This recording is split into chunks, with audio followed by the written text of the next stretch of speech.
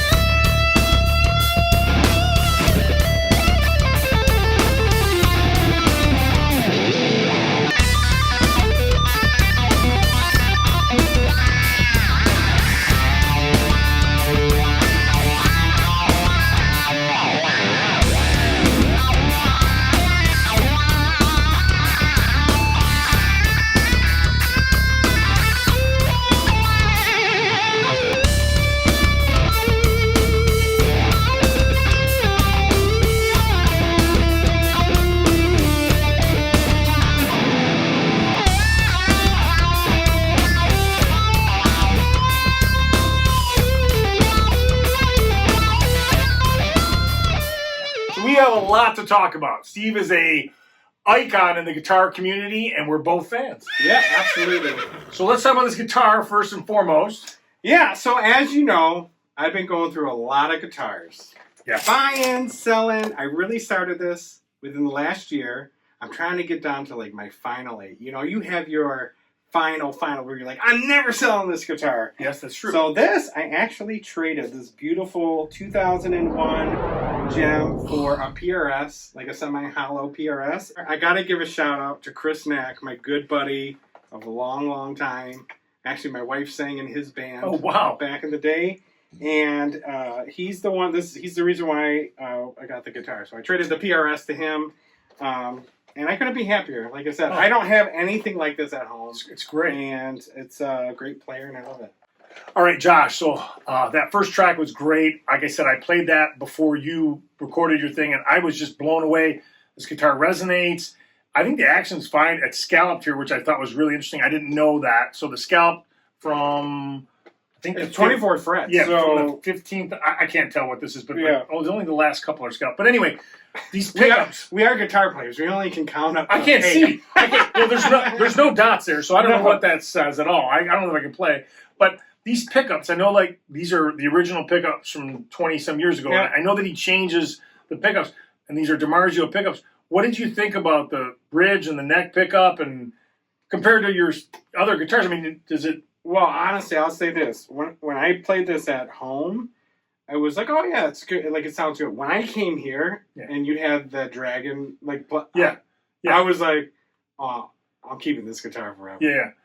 So it sounded great. Well, I will say that we talked about that too. So like I dial everything in that we play on whatever guitar I use in the video usually on the bridge pickup, and then Josh always goes to the neck and does these volume things, whatever, and changes the tone, and it's just his hands and fingers. But I did notice for the first time that when I went from my guitar to this, it just worked. Like these bridge pickups just work. I don't know. I thought you sounded great. Oh, thanks. And I think that sometimes when you have a different guitar, I know when I play with this, it sounded better in Tim's hand. When I came in, I'm like, "Here, play it." And he started playing. I go, "Oh crap!" No, that did not happen. It did. He's just making It did. up. But I'll say this: I do think having a different guitar like this, I think blues is always going to be your thing, your bread and butter. It's where your drive is. But I think this now, when you go back and play blues, the the blues will be even easier for you because, it's a little slowed down. Not that you can't play fast or whatever, but, I know when I go and play my black Strat with the single coils and I try to play blues, I'm trying to, like, slow down. Don't play. Like, give space, whatever. So, again, that's a good thing. We gave no space in this track. This track is packed. This might be the most notes per track. Yes. And the only thing I'm worried about, if I'm playing, like, a Strat or a Telly without a whammy bar, I'm going to look like an idiot when I'm playing and I'm doing Yeah, you don't want to be doing that anyway. No. I could rock. We could get flagged for something, maybe. Don't do that again, or you won't be able to go within 50 feet of a school. All right. I love it on so many levels. Monkey handle. Why I love it is this. I see all these changes in Josh's playing. I think he sees it in mine. We're being influenced by each other in totally different directions. This guy has so much melody in his body, and he can shred. He can already shred. But this guitar is so gorgeous, and I love that that's his shredder guitar. So he brought this over. That first track we did our little homage to Steve Vai. We had our glasses on, which that took a minute to figure out how to play with glasses on, because Steve does it, and he looks super cool. But it was difficult a little bit for me. I don't know about you. Yeah, I mean, we would have had the fans going, but our hair, both of our hair, we're a little bit shorter on top. And I'm not wearing a wig, so not yet. I'll go bald first. So here's the funny thing. We record these tracks, and we record just long sections to make it really relaxing and whatever. And we're trying to coach each other, like a little bit. Like, I kind of just let Josh play, but then I hear something, I'm like, I gotta say something. Like, did a couple things that were like un-Josh to me. He did some Neil Schoen stuff. He had something where I'm like, don't just hold that note. I'm like screaming at him, hold that note. But what I'll say is, for both of us, one of my favorite things to do is when he leaves, he'll start editing video. I start listening to these tracks, and I start earmarking. This is good. And the biggest problem I have with Josh is just the sections he has that are good are so long that I'm like, this could be all you, bro. Like, I can't cut this. And that's happened on previous tracks. But hearing stuff later multiple times is just fantastic, because I'm hearing things in the studio that I didn't hear in the room because we got it loud and here we're playing. He's trying to feel it. I'm trying to keep him in the zone. But later I get to listen over and over, and I think there's things that both of us hear that we're like, I don't even remember playing that. Like, I know when I send him rough demos, are like, this is what I'm thinking we're doing. He's always like amazed that we captured all this stuff. And the other thing that's great about Josh, I got to say this too. Too many things about Josh that are good. Yes, go ahead. More Josh. He is so easy to work with. Comes up with all these great ways to do things, which are fantastic.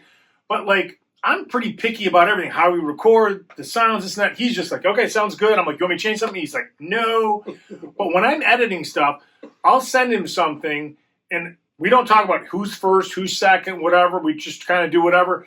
He's never said, oh, you missed a part that I really like, or, oh, I don't like that, put that like that. He could, and I would do it. I'm glad he doesn't. But it's just so great to work like that. I mean, it's just like, I never thought I'd be the audio guy in this at all. Like, I don't really know the dog. It's a good partnership. It is a good partnership. I have a couple questions for you about Steve. So, what was the first experience that you ever saw or even understood who Steve Vai was? Ooh, that's a good question. So, actually, it was Master Pete. He was on episode 5. Episode 5. So when I started taking lessons and I was 16, I was into the blues and some of the modern 90s stuff being a young teen. Yeah. But the first kind of shredder guitarist was Steve Vai. So Pete actually introduced me to Steve.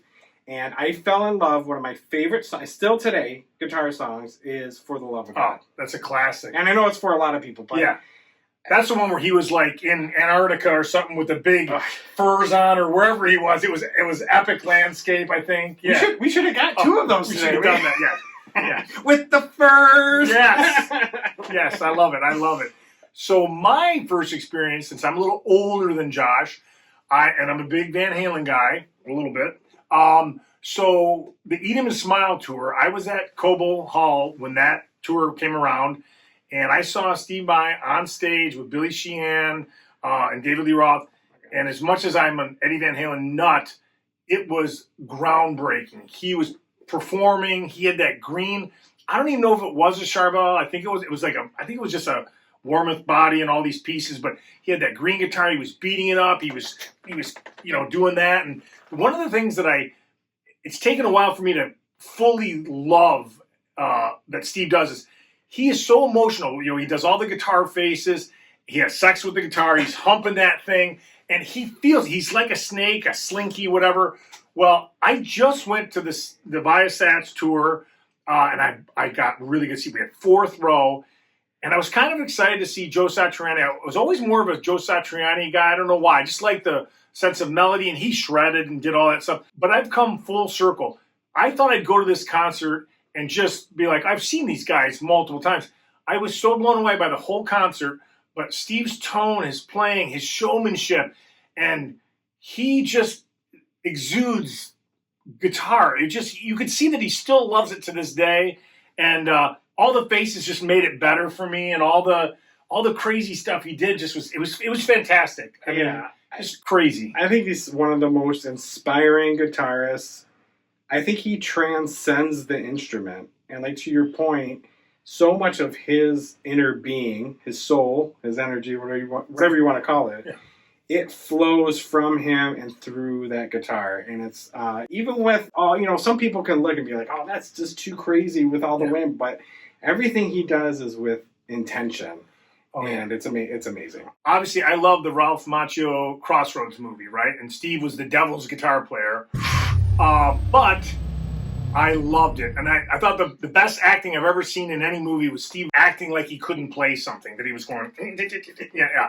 But he was fantastic in that. And, he's had, so many different guitars and pieces of gear. And I know everybody sees these rig rundowns, and, he had the Carvin legacy for a long time. And now he's using some of the Synergy modules, and he's got his own module. And I know he's the fractal delays and stuff like that. I mean, it's a big rig, but I watched him and just technically he's so proficient. He's not hiding behind delays or anything like that. It was interesting. He did have a stereo rig, and he had 2 4x12 guitar cabinets about 8 feet apart, like the spread of the drum riser or whatever. Satch had his 3 amps, and he's doing a wet, dry, wet thing, I think, like Eddie.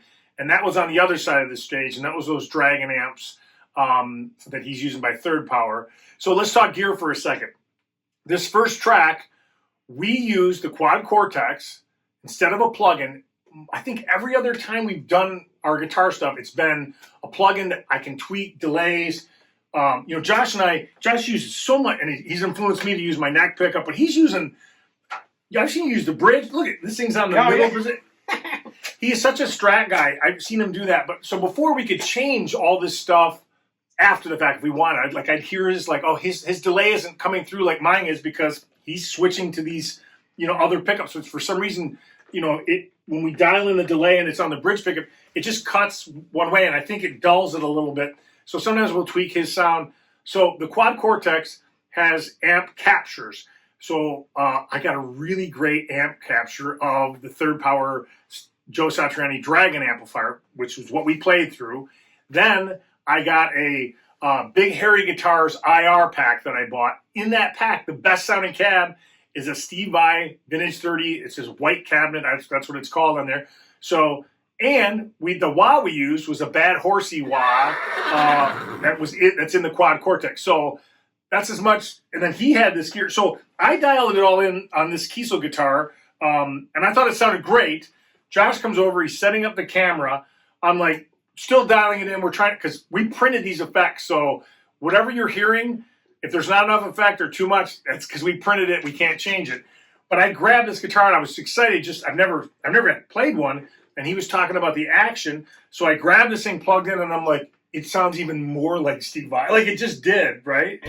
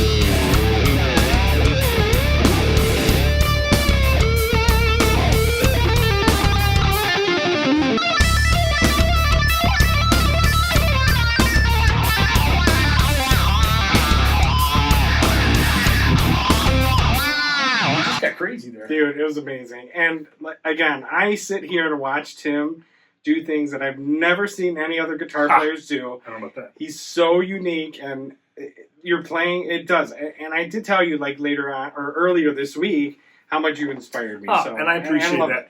And I'll just say this. The whole unique thing, if that's true, I don't see it that way. Here's where the unique thing comes in, and I'll just tell you guys.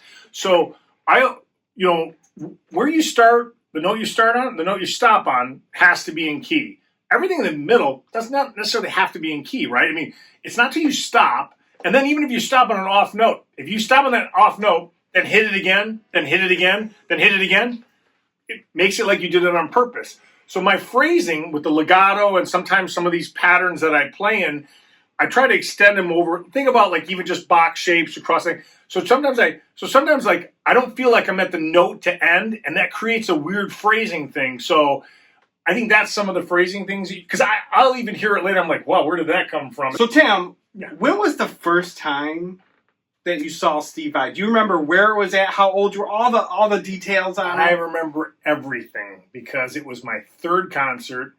It was David Lee Roth at Cobo Hall. And Cobo Hall was very vertical, so you could see down and everything. Detroit. Yeah. And I think there's a video of that concert that I was at, the stage, obviously. It was mesmerizing because it was probably that band at its best. They were fresh. They had something to prove. They'd been practicing forever. Steve was running around this football-sized stage. I didn't know who Billy Sheehan was. Billy Sheehan, we could talk about that for days. But him and Steve were doing these unison tapping lines and whatever. And it just, as a kid, I think I was, I was probably 19, 20 when that happened. I was just blown away.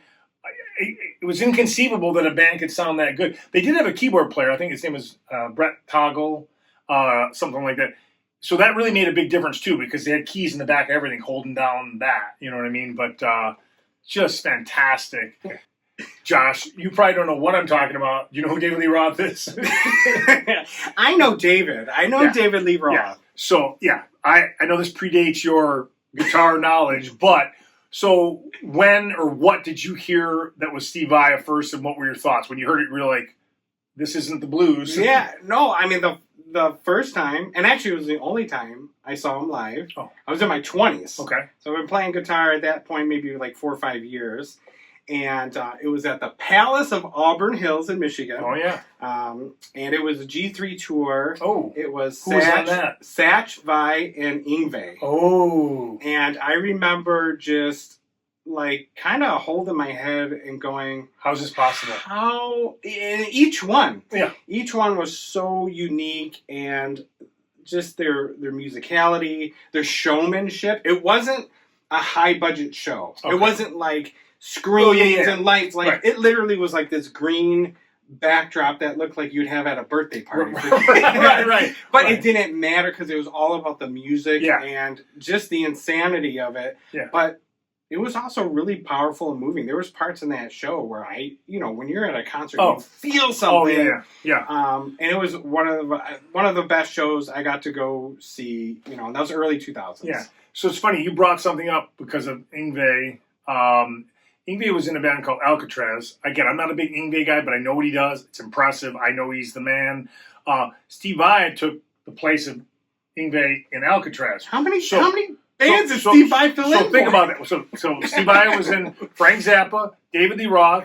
I think Alcatraz, then David Lee Roth. I think that's the order. Yeah. Then he did the Whitesnake thing after a couple tours. I think he did 2 albums and tours with David Lee Roth. Then he did the Whitesnake thing, and he was always doing like Flexible and all his other projects and his solo stuff, trying to get that off the ground. But he took that Whitesnake gig because he just felt like it was the right thing to do at the time. But he's juggling all these.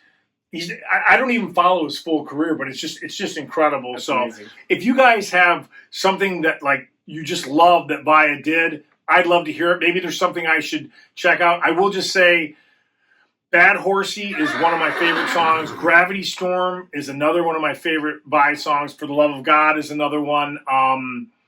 If you were just looking at technical proficiency and just moving pieces of guitar, kind of shred. Melodic shred is kind of what I like to call it. Yeah. But thank you, Steve, for existing and showing us that things that we wouldn't even dream of on guitar is possible. Thank you for coming to our planet and staying for a while and giving us the monkey grip. And I wouldn't be surprised if one day a spaceship comes down and takes Steve. Oh yeah, pulls off his face and he's like, goodbye, bye, peace.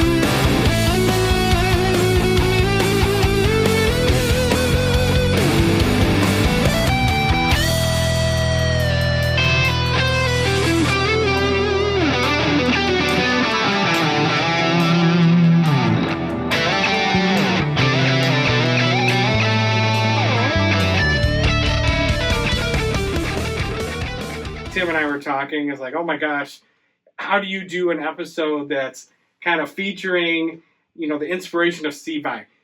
There's nobody can play like Steve Vai. Just like nobody can play like Eddie. Yeah. And we're definitely not. But I will say, in these tracks, there's definitely, you can hear the inspiration, but with our own unique personality to it. So, and I don't know about these tracks, but I've noticed other tracks that I've gotten that have like a Lydian track, Ionian, Dorian, Phrygian, Link, so the fourth mode of the major scale. Can you teach me? I have no idea. Just because I know it doesn't mean I can teach it. No, but that is A, B, D, E, F, G. Listen, Rain Man, take it down a notch.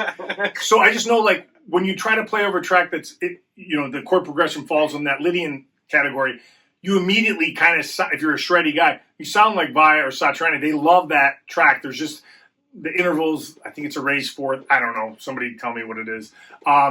It's just really a unique sound. But I want to go back to just talking about Vai for a second and gear, because I love talking about gear.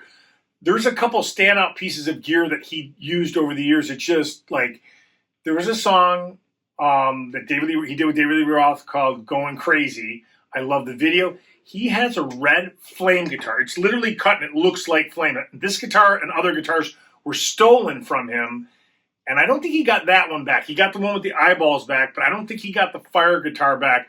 But that guitar's in the Going Crazy video, which is a great, I think he's finger picking some of that, and the solo is great.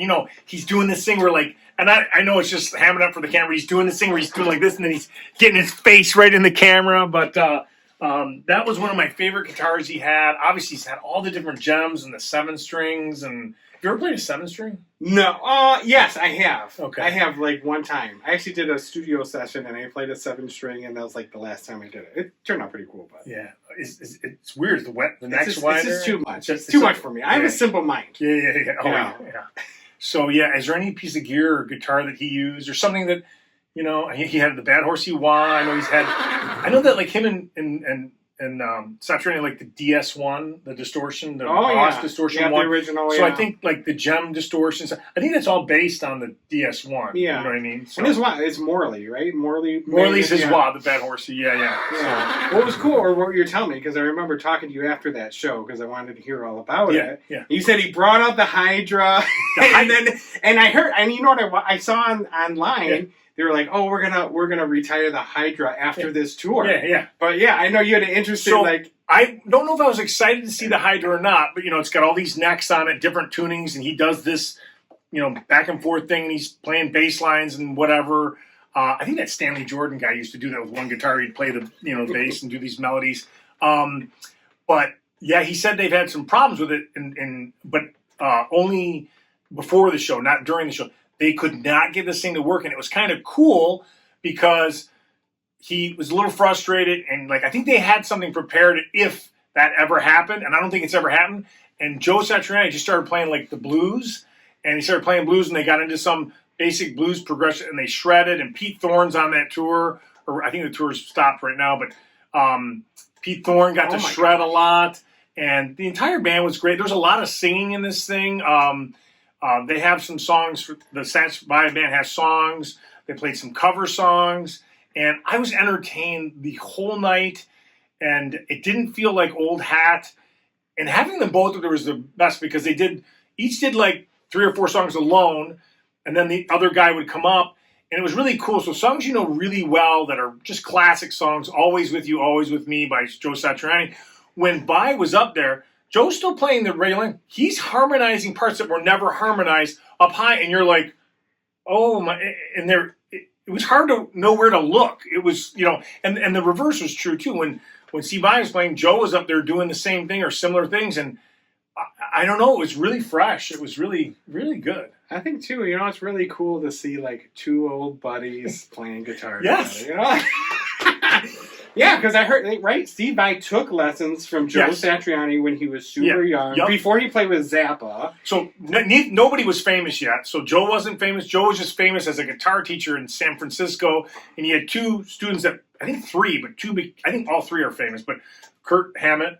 Kurt Hammett. Cool. And then obviously Steve, and I think that Larry Lalonde from Primus. Oh, cool. I think. I double check on that one, but don't hold me to that. But he was just such a great teacher. And then I know that, I know we're talking about Satriani now, but he financed his whole first album, I think it's called Not of This Earth, with a credit card. I think he spent $40,000 on a credit card hoping that he could recoup this. That was a stepping stone for other things. And then, he kind of got going in that direction. I think he even toured with Mick Jagger solo. But Vai, we know he got the Zappa. I don't understand the Frank Zappa thing. I'm not in that camp. I know it's difficult music. I love Dweezil. I know he's doing his dad's music. But Steve Vai, to play for Frank Zappa at 19 or whatever he did, he had to prove that he could do all this transcribing and all these things and, technical things. So, obviously, look at him now. I mean, his career just, is incredible. It's amazing. Yeah. And I guess you can't really get to that level without 100% dedication to your craft. And it's possible. So, and you know what? Can we all be like Steve Vai? Absolutely not. But can we all be better versions of who we are now? Absolutely. Oh, absolutely. So, yeah, I think so too. It's interesting. Steve Vai, because I've seen him on several G3 tours. I've seen him back with David Lee Roth. I've seen him, obviously, in all the videos and stuff, and I just saw him again. He's just as good. Maybe he's better, but I think he was so good at such a young age. I mean, I think he was 25, 26 in David Lee Roth band, and now he's in his late 60s. I mean, it's just incredible. I mean, it's just still, he's had it all that time, right? So I know in Guitar Player and Guitar World magazine, they'd have the Steve Vai 10-hour workout that he would do every day or whatever, and it was just what? That's probably what makes you good, but he's just gifted. So basically, Tim's saying there's still hope for you and I. Yeah, we're working on getting 10 hours in a week. But I just want to say This show that we do is so much fun. It really is. And I had no plans of doing this kind of episode. We were going to bring in another guy. We're still planning on doing that. We had picked all the tracks out for that. Literally, Josh said, I don't know, I think it was 3 days ago, I said, hey, I got Friday free if you want to just come over and jam or make content or whatever. And he's like, I got this idea. He says, I'm thinking I got this new guitar. He goes, I got this cool track. He goes, let's just do it all about Vai. So what I'd like to know in the comments is if you saw Steve Vai in concert, or when was the first time you saw Steve? Was it in Crossroads? Was it something else? What's your favorite Vai song? If you saw him in concert, what year? Was it a G3? Was it, he was in Whitesnake. I actually really like the Steve Vai Whitesnake. We didn't even talk about that. Oh, yeah. So, yeah.